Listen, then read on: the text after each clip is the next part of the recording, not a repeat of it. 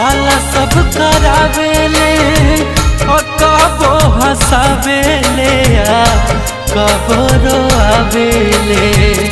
आंसू मत गिराओ सनम, दर्द हमें होता है।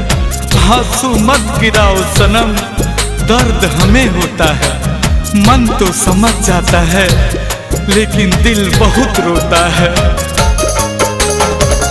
दोस्त ना तोहार ऊपर वाला सब करावेले कबो हंसावेले कबो रोआवेले। गलती कैले